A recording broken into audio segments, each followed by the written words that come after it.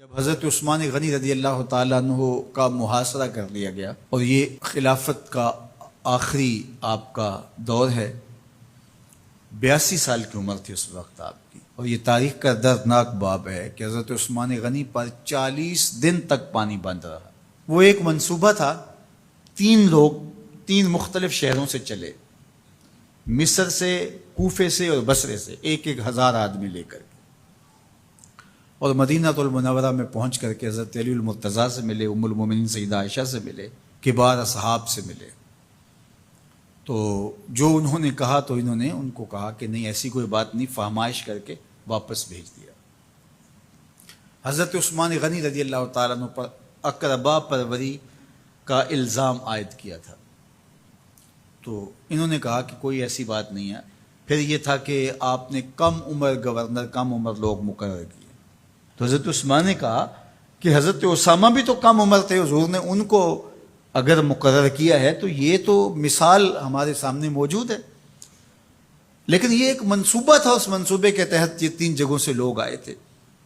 وہ 3 دن کی مسافت کے بعد پھر تینوں واپس آ گئے، تو یہ ایک سوالیہ نشان ہے کہ تینوں کیوں واپس آ گئے، کوئی ایک تو نہ آتا نا، تو یہ سب طے شدہ منصوبہ تھا۔ اور پھر انہوں نے مدینہ المنورہ کو گھیر لیا، اور جس طرح سے بلوائیوں نے حالات پیدا کر دیے، سید علی المرتضیٰ رضی اللہ تعالیٰ عنہ تو شہر مدینہ سے باہر تشریف لے گئے تھے، اور اپنے بیٹوں امام حسن اور امام حسین رضی اللہ تعالیٰ عنہ کو حضرت عثمان غنی کے دروازے پر مقرر کیا تھا کہ ان کو ضرر نہ پہنچنے دینا۔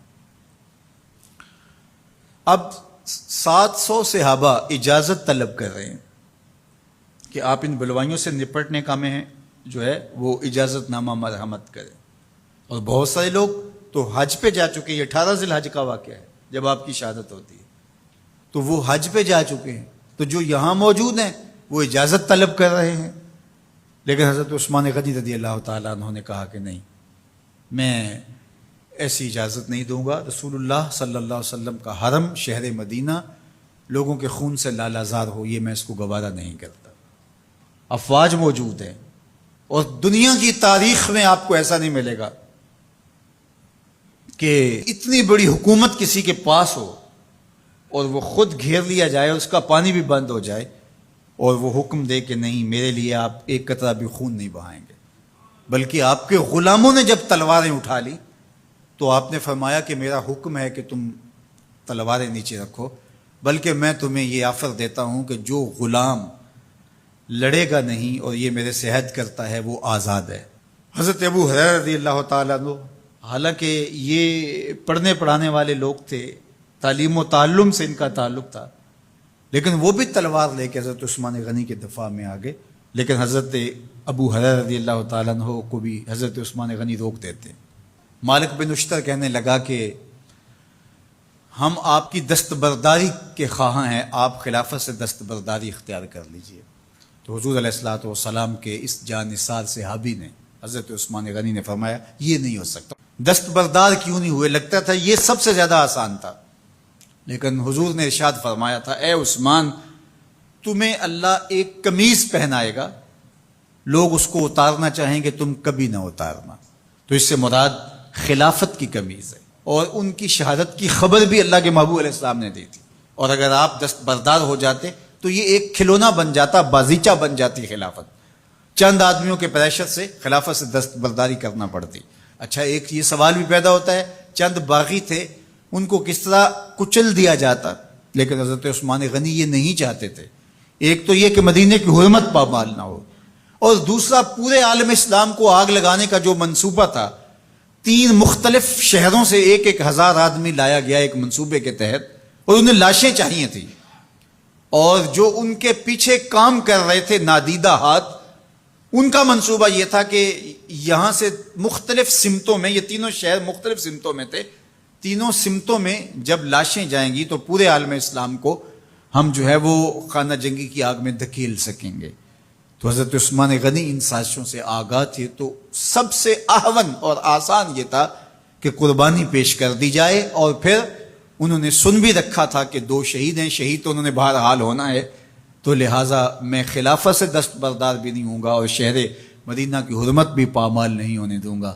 اور تیسری بات یہ ہے کہ میں خود مظلوم شہید کر دیا جاؤں، تو آپ نے یہ گوارا کر لیا۔ تو 18 ذوالحج تھا، جمعے کا ہی دن تھا، اور حضرت عثمان غنی رضی اللہ تعالیٰ عنہ روزے سے تھے، عصر کا وقت تھا، قرآن مجید کی تلاوت کر رہے تھے۔ حضرت امام حسن، امام حسین اور حضرت عبداللہ بن زبیر اور دیگر لوگ آپ کے دروازے پہ پہرا دے رہے تھے، لیکن باغی پچھلے گھر سے دیوار پھلانگ کے آپ کے گھر میں داخل ہوئے اور تلوار سے وار کیا۔ آپ کی زوجہ حضرت نائلہ آگے بڑھی اور ہاتھ سے روکنا چاہا، آپ کی انگلیاں کٹ گئی۔ پھر دوسرا وار کیا تو حضرت عثمان غنی رضی اللہ تعالیٰ عنہ کا دایاں ہاتھ کٹ کے گر گیا۔ حضرت عثمان غنی رضی اللہ تعالیٰ عنہ نے افسوس کیا اور کہا کہ تم نے وہ ہاتھ کاٹ دیا جس سے میں وحی کی کتابت کیا کرتا تھا۔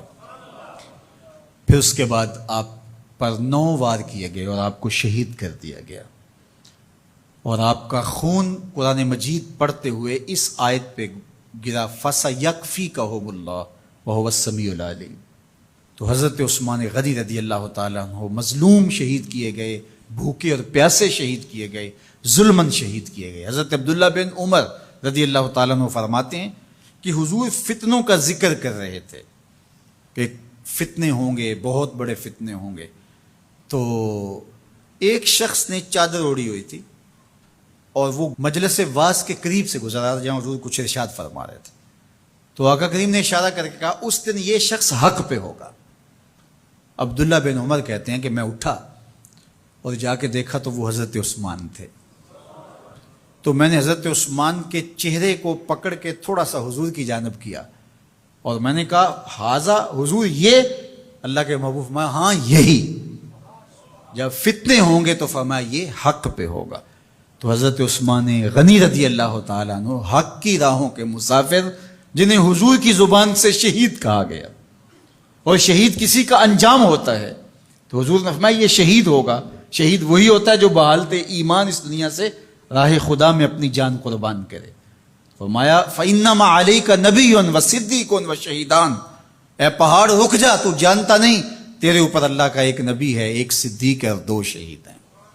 تو حضرت عثمان غنی رضی اللہ تعالیٰ عنہ عظمتوں کے مینار، اللہ اکبر۔ تو یہ حضرت عثمان غنی رضی اللہ تعالیٰ عنہ کا یہ کارنامہ تھا کہ آپ نے اپنی جان پیش کر کے امت کو جو ہے وہ فتنوں سے محفوظ کر لیا اور امت کو بچا لیا۔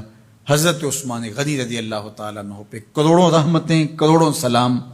ہم آپ کی عظمت کو سلام پیش کرتے ہیں، عقیدتوں کا خراج پیش کرتے ہیں۔ حضور کی خدمت میں ایک جنازہ لایا گیا اور حضور سے عرض کی گئی حضور اس شخص کا جنازہ پڑھا دیجئے، تو حضور نے انکار کر دیا، کہا میں جنازہ نہیں پڑھاؤں گا۔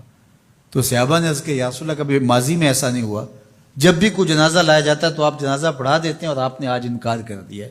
تو فرمایا یہ شخص میرے عثمان سے بغض رکھتا تھا اور اس کو اللہ نے بھی اپنی رحمتوں سے محروم کر دیا ہے۔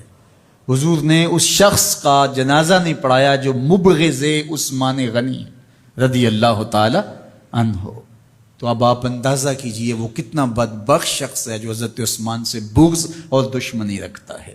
حضرت عثمان غنی رضی اللہ تعالی عنہ سے اللہ کے محبوب علیہ السلام نے کتنی خوبصورت ارشاد فرمائی، میں اس سے حیا کیوں نہ کروں جس سے اللہ کے فرشتے بھی حیا کرتے ہیں۔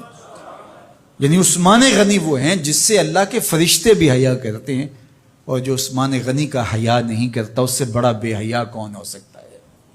حاکم نے مستدرک کے اندر روایت ذکر کی ہے کہ بہت سارے صحابہ حضور کی بہت ساری خوبیوں کے مظہر تھے، اور سب سے زیادہ حضور کے خلق کے مشابہ حضرت عثمان غنی رضی اللہ تعالیٰ، اور خلق میں سب سے اونچا درجہ حیا کا ہوتا ہے۔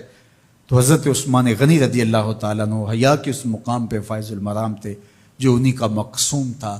اللہ ہمیں حضور کے اہل بیت، حضور کے اصحاب، بلکہ حضور کے در کی مٹی کی تعظیم بھی نصیب کرے۔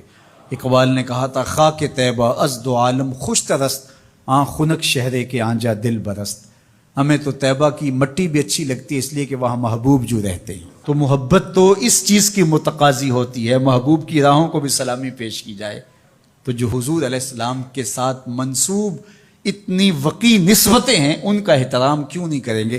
تو حضرت عثمان غنی تو داماد رسول ہیں، حضرت عثمان غنی تو ذو النورین ہیں، حضرت عثمان غنی تو حضور علیہ الصلوۃ والسلام کے محبوب اور حضور علیہ الصلوۃ والسلام کے پیارے ہیں، ان کو جنت کی بشارت دی گئی ہے، عشرہ مبشرہ میں سے ہیں، 4 جلیل القدر خلفاء میں ان کا نام شامل ہے، اور پھر حضور کی 2 صاحبزادیاں ان کے نکاح میں آقا کریم نے ان کو شہید خود قرار دیا، اور میرے اور آپ کے آقا و مولا نے کہا آج کے بعد کوئی عمل عثمان کو نقصان نہیں دے گا، اور کہا عثمان سے میں حیا کیوں نہ کروں، اس سے اللہ کے فرشتے بھی حیا کریں۔